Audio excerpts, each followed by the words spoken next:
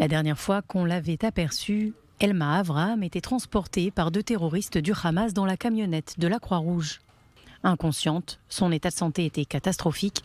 Sa température corporelle était de 28 degrés, son pouls de 40. Rapidement transportée par hélicoptère à l'hôpital Soroka de Beersheva, les équipes médicales s'y sont battues pour lui sauver la vie.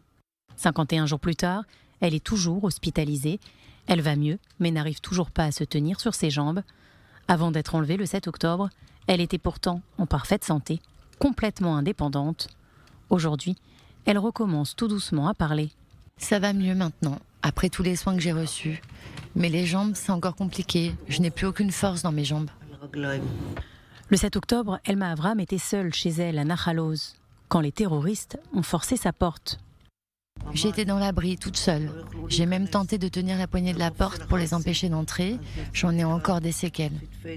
Quand ils enfoncent la porte de l'abri, elle attrape rapidement son sac de médicaments et c'est probablement ce qui lui a sauvé la vie. Les terroristes l'installent alors sur une moto et l'emmènent à Gaza. C'est en voyant cette photo sur Telegram que sa famille découvre qu'elle a été enlevée. Elma Avraham raconte que le trajet était très difficile pour elle, sur la moto, sur un terrain sinueux, et qu'à son arrivée à Gaza, la foule l'attendait et que quelqu'un lui a brûlé la main avec quelque chose qu'elle n'a pas su décrire. Ensuite, ils m'ont emmenée dans une maison, mais je n'y suis restée qu'une journée. Ils m'ont mis un hijab sur la tête et m'ont transférée dans un autre endroit. Conduite dans un tunnel, c'est là qu'Elma a passé toute la période de sa détention. 50 jours, toute seule, sous terre, sans la moindre lumière. À dire que c'était une partie de plaisir d'être là-bas, dans l'obscurité, sans le moindre rayon de lumière. Chaque matin, il m'apportait 6 dattes et c'était tout pour la journée.